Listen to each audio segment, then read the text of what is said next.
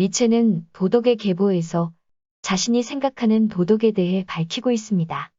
원래 도덕적이라고 불리는 행위들은 그 행위로부터 이익을 얻는 사람들의 관점에서 칭찬의 대상이 되고 선하다고 불리게 된 것인데, 그 후 사람들은 이러한 근원은 잊어버리게 되고 습관적으로 칭찬받기 때문에 그 자체가 원래 선한 것으로 여기게 된다. 니체는 선악의 저편에서 쇼펜하우어가 주장한 어느 누구도 해치지 말고 가능한 많은 사람을 도와라 라는 원리를 도덕 철학자들 대부분이 동의하고 있지만, 힘의 의지를 본질로 삼는 이 세계 안에서 이런 도덕 원리는 감상적이기만 한 무미건조한 거짓이라고 비판하였습니다. 니체의 윤리학에 대한 문제 설정은 전통적인 서양 윤리학에서 다루는 논쟁점에서 벗어나 있습니다. 아리스토텔레스의 덕윤리와 칸트의 도덕 철학으로 대표되는 개인과 사회의 문제를 다루는 것도 아니고, 윤리적 행위의 근거가 감성이냐 이성이냐에 관한 문제도 아니며, 윤리적 행위의 판단 기준이 동기인지 결과인지에 관한 문제도 아닙니다. 칸트는 행위의 결과보다 동기가 중요하다고 설파한 것으로 유명합니다. 칸트는 무조건 따라야 되는 도덕 법칙을 정언명령 형태로 제시하였습니다. 칸트의 도덕 사상은 우리나라에서도 학교 교육을 받은 분들이라면 이미 다 아실 테고 수능 시험에도 자주 나올 만큼 중요하게 여겨집니다.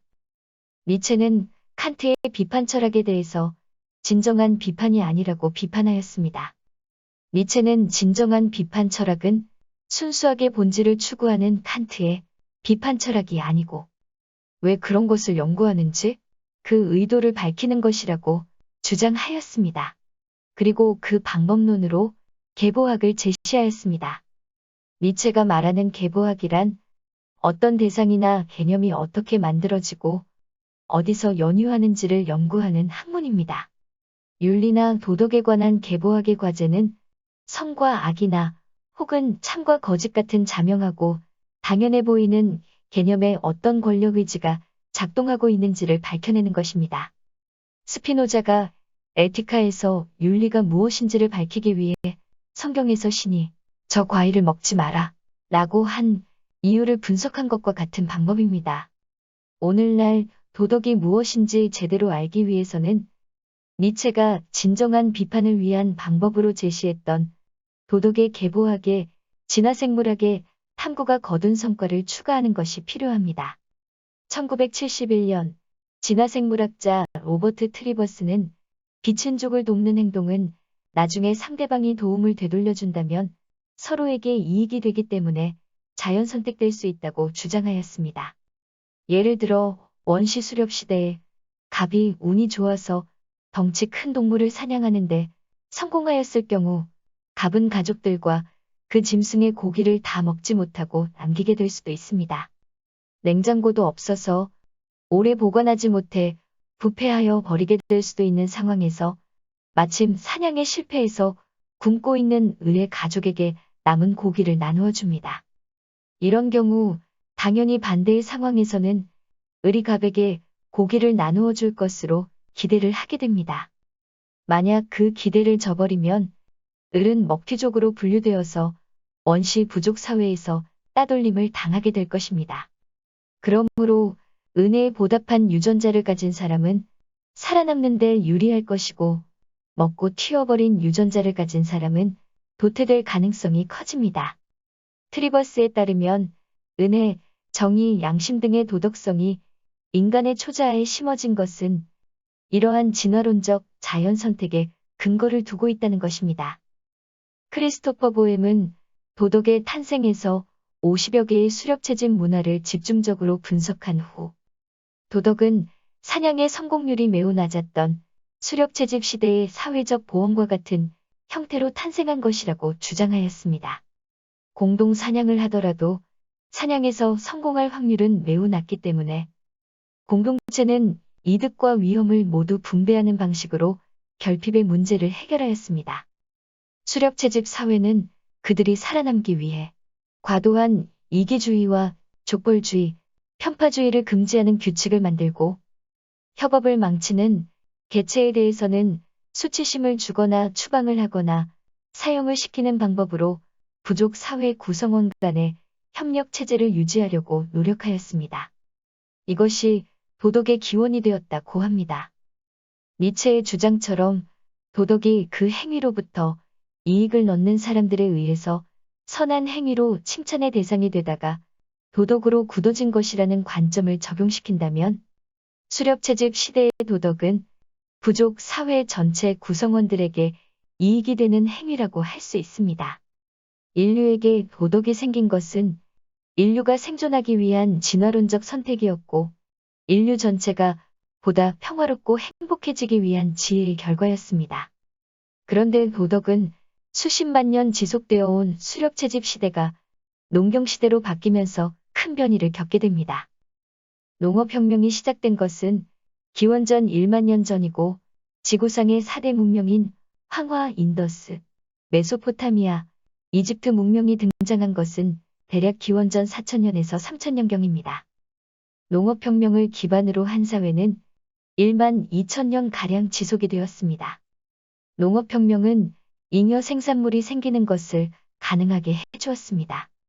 이로 인해서 장기간 보관이 가능한 쌀 등의 곡물과 농사를 지을 토지와 농사를 지을 때 이용하는 가축 등의 재산이라는 개념이 탄생하였습니다.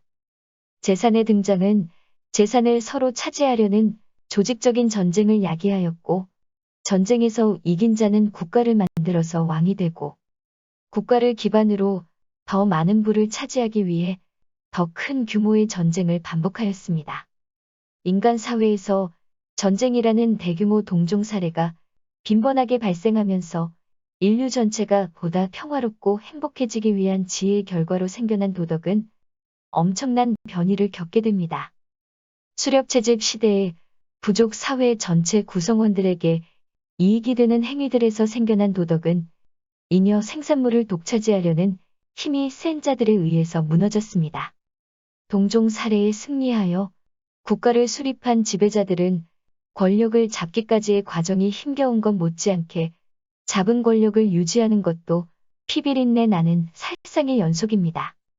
지배자들은 자신들의 권력을 지키기 위해 자신들이 잉여 생산물을 독점하기 위해 무너뜨렸던 도덕을 다시 활용하는 것이 더 유리하다는 것을 파악하였습니다. 도덕적인 밈을 가공하여 국민들의 초자아 속에 심어주면 자발적인 복종을 불러일으켜서 통치의 효율이 극대화됩니다. 지배자들은 도덕을 통치의 수단으로 만들기 위해서 종교나 사상을 적극적으로 활용하였습니다. 기독교의 10계명 중 5번째 계명에서 10번째 계명까지를 보면 인간 사회에서 보편적인 도덕규범으로 알려진 것들입니다. 불교의 5계 중 3가지도 보편적인 도덕규범을 담고 있습니다. 모세가 10계명을 전해받은 시기는 이집트 신왕국 제19왕조 제3대 파라오 람세스 2세 시기인 기원전 1290년 전후라는 설이 유력합니다. 이 시기에 유대민족은 이집트의 노예로 생활한 것으로 기록되어 있습니다.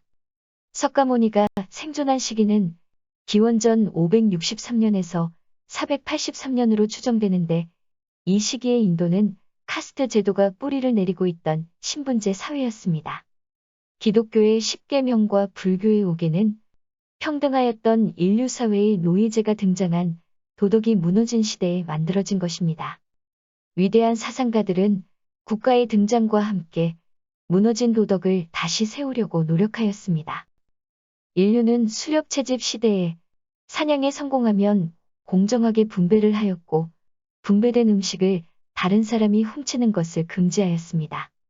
지배자들은 인류의 도덕에서 공정한 분배는 삭제하고 도둑질하지 마라만 유포하여 국민의 마음속에 심기 시작하였습니다.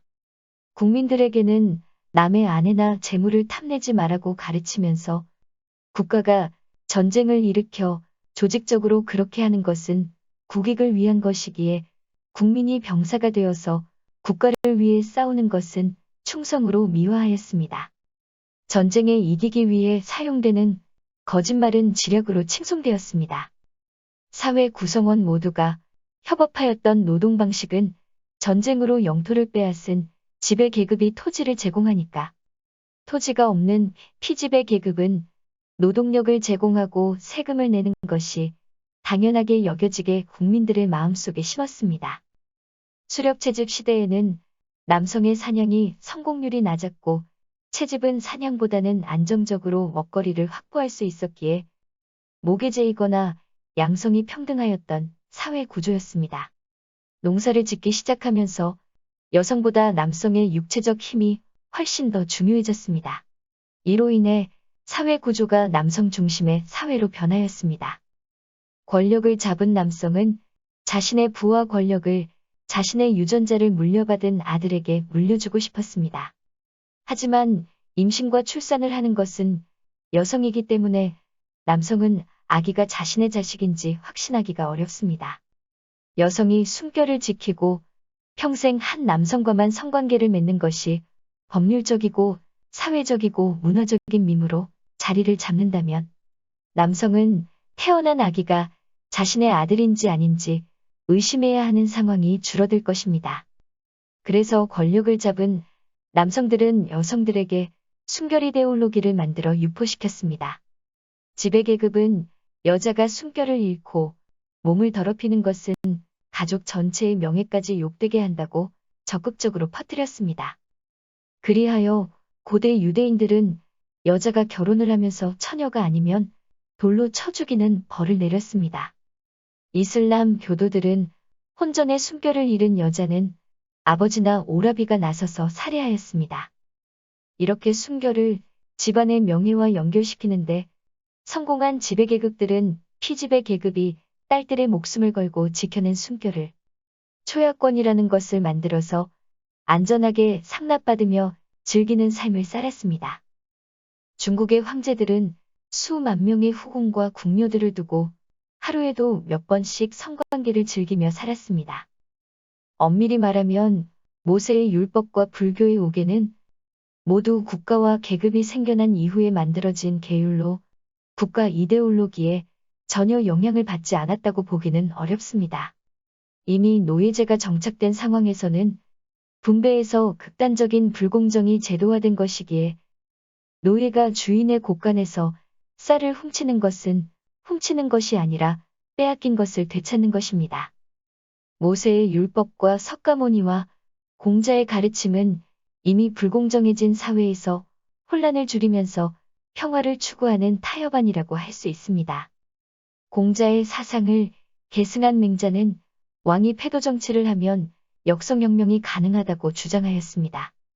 석가모니는 출생에 따라 카스트 신분이 세습되던 인도 사회에서 출생이 아니라 행위에 따라서 천한 사람이나 고귀한 사람이 된다고 가르쳤습니다.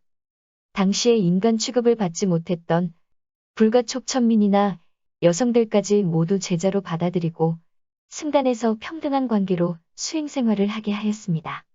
모세가 십계명을 제시하고 약 1200년이 지나서 활동을 하였던 예수는 지배 계급에 의해 왜곡되어 버린 도덕을 바로잡기 위한 설교를 많이 하였습니다.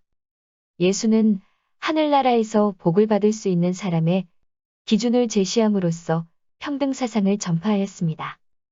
하늘나라에서 복을 받을 수 있는 사람은 예수 자신에게 잘 대해준 사람인데 그것은 이 세상에서 가장 보잘것없는 사람과 가장 작은 사람에게 해준 행동이 곧 예수에게 해준 행동과 같다고 하였습니다. 혼전 순결을 지키지 않았거나 가늠한 여자를 돌로 쳐 죽이는 유대 민족의 관습이 행해지는 사건에 직면하였을 때 예수는 너희 중에 죄 지은 적이 없는 사람이 먼저 이 여인에게 돌을 던져라고 말을 함으로써 그 여인이 돌에 맞아 죽는 것을 피할 수 있게 해주었습니다. 석가모니와 예수는 직접적으로 정치투쟁을 하지는 않았지만 수렵채집 사회에서 농경사회로 변하면서 바뀐 도덕이 잘못된 것임을 파악하였고 비폭력적인 방법으로 평등한 도덕을 재정립하려고 노력하신 분들이라 할 수 있습니다.